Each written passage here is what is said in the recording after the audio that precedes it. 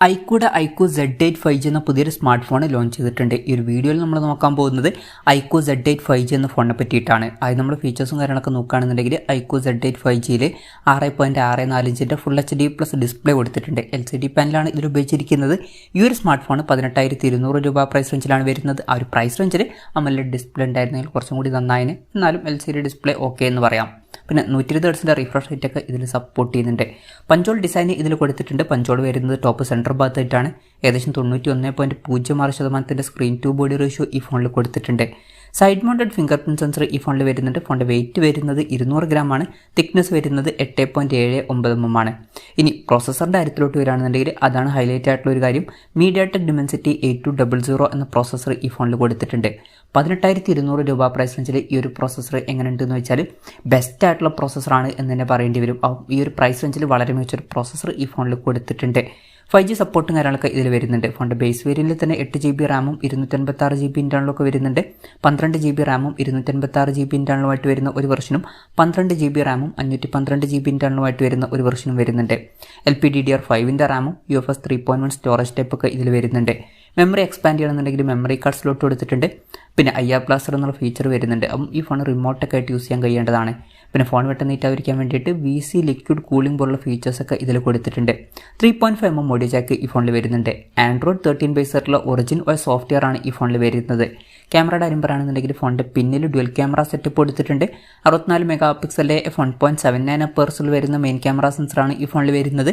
ഇതിൽ OS എന്നുള്ള feature support ചെയ്യുന്നുണ്ട്. നല്ലൊരു കാര്യം തന്നെയാണ്. പിന്നെ 2 മെഗാപിക്സലിൻ്റെ f2.4 വരുന്ന ഒരു ഡെപ്ത് സെൻസറും ഇതിൽ കൊടുത്തിട്ടുണ്ട്. ശ്രദ്ധിക്കേണ്ട ഒരു കാര്യം എന്താ വെച്ചാൽ ഈ ഫോണിൽ അൾട്രാ വൈഡ് ആംഗിൾ ലെൻസ് കൊടുത്തിട്ടില്ല. പിന്നെ ഫ്രണ്ടിൽ 16 മെഗാപിക്സലിൻ്റെ f2.45 വരുന്ന സെൽഫി ക്യാമറ കൊടുത്തിട്ടുണ്ട്. ബാറ്ററിയുടെ കാര്യത്തിലോട്ട് വരികയാണെന്നുണ്ടെങ്കിൽ 5000 mAh ബാറ്ററിയും കാര്യങ്ങളൊക്കെ ഈ ഫോണിൽ വരുന്നുണ്ട്. എടുത്തു പറയേണ്ട ഒരു കാര്യം 120 വാട്ടിൻ്റെ ഫാസ്റ്റ് ചാർജ് സപ്പോർട്ട് ചെയ്യുന്നുണ്ട്. വളരെ കൂടിയൊരു ചാർജിങ് സ്പീഡും പ്രത്യേകിച്ച് ഈ ഒരു പ്രൈസ് റേഞ്ചിൽ തന്നെ ഈ ഫോണിൽ നമുക്ക് കിട്ടുന്നുണ്ട്. ടൈപ്പ് സി ചാർജിംഗ് പോർട്ടും ഇതിൽ കൊടുത്തിട്ടുണ്ട്. വളരെ നല്ലൊരു ബാറ്ററി സെറ്റപ്പ് ഈ ഫോണിൽ വരുന്നുണ്ട് എന്നൊക്കെ പറയാവുന്നതാണ്. അപ്പം ഇതൊക്കെയാണ് ഫീച്ചേഴ്സിനെ പറ്റി പറയാനുള്ള കാര്യങ്ങൾ. പിന്നെ ഈ ഒരു സ്മാർട്ട് ഫോൺ ഇപ്പം ഇന്ത്യൻ മാർക്കറ്റിൽ ലോഞ്ച് ചെയ്തിട്ടില്ല. ഇപ്പോൾ ചൈനീസ് മാർക്കറ്റിലാണ് ഈ ഫോൺ ലോഞ്ച് ചെയ്തിരിക്കുന്നത്. ചൈനീസ് മാർക്കറ്റിൽ ഈ ഫോൺ ലോഞ്ച് ചെയ്തിരിക്കുന്നത് 1599 യുവാൻ എന്ന പ്രൈസിങ്ങിലാണ്. അതായത് 18,200 രൂപ പ്രൈസ് റേഞ്ചിൽ. ആ ഒരു പ്രൈസ് റേഞ്ചിൽ ഈ പറഞ്ഞിട്ടുള്ള ഫീച്ചേഴ്സ് എങ്ങനെയുണ്ടെന്ന് വെച്ചാൽ വളരെ മികച്ചൊരു പ്രോസസ്സർ ഈ ഒരു പ്രൈസ് റേഞ്ചിൽ ഈ ഫോണിൽ കൊടുത്തിട്ടുണ്ട്. അതുപോലെ തന്നെ വളരെ മികച്ചൊരു ബാറ്ററി സെറ്റപ്പും കൊടുത്തിട്ടുണ്ട്. ഇപ്പോൾ ഡിസ്പ്ലേയുടെ കാര്യത്തിൽ AMOLED ഡിസ്പ്ലേ വരുന്നില്ല, ക്യാമറയുടെ കാര്യത്തിൽ അൾട്രാ വൈഡ് ആംഗിൾ ലെൻസ് വരുന്നില്ല എന്നുള്ള കാര്യങ്ങളൊക്കെ വരുന്നുണ്ട്. പക്ഷേ ഈ ഫോണിൻ്റെ സ്ട്രോങ് പോയിന്റ് എന്ന് പറയുന്നത് ഒന്ന് പ്രോസസ്സറും ഒന്ന് ബാറ്ററിയാണ്. അപ്പോൾ ഗെയിമിങ്ങും പെർഫോമൻസും അതുപോലെ തന്നെ വളരെ കൂടിയൊരു ഫാസ്റ്റ് ചാർജിങ് സപ്പോർട്ടൊക്കെ വേണ്ട ഒരു ഓഡിയൻസിനെ ടാർഗറ്റ് ചെയ്തിട്ടുള്ള ഒരു ഫോണായിരിക്കും ഈ ഒരു ഫോൺ. ഇനി ഈ ഒരു ഫോൺ ഇന്ത്യയിൽ ലോഞ്ച് ചെയ്യുന്ന വെച്ചാൽ ഇന്ത്യയിൽ ലോഞ്ച് ചെയ്യാൻ ചാൻസ് ഉണ്ട്. പക്ഷേ ഇന്ത്യയിലെ ലോഞ്ച് ഡേറ്റും കാര്യങ്ങളൊന്നും ഇപ്പോൾ കൺഫേം ആയിട്ടില്ല. അതിനെ പറ്റിയിട്ടുള്ള ന്യൂസുകളൊക്കെ വരുമ്പം അതിനെ പറ്റിയിട്ടുള്ള വീഡിയോസൊക്കെ നമ്മൾ ചെയ്യുന്നതായിരിക്കും. അപ്പം അതുപോലുള്ള വീഡിയോസൊക്കെ കാണാൻ താല്പര്യമുണ്ടെന്നുണ്ടെങ്കിൽ ഈ ചാനൽ സബ്സ്ക്രൈബ് ചെയ്യാവുന്നതാണ്. പിന്നെ വേറൊരു കാര്യം എന്താ വെച്ചാൽ ഇന്ത്യൻ മാർക്കറ്റിൽ ഈ ഫോൺ ലോഞ്ച് ചെയ്യുകയാണെന്നുണ്ടെങ്കിൽ വില കുറച്ചും കൂടിയൊക്കെ കൂടാൻ ചാൻസ് ഉണ്ട്. ചിലപ്പം ഈ ഫോണിൻ്റെ വില ഒരു 22,000 രൂപ പ്രൈസ് റേഞ്ചിൽ അല്ലെങ്കിൽ 23,000 രൂപ പ്രൈസ് റേഞ്ചിലേക്ക് ആയിട്ട് എത്തിയേക്കാം.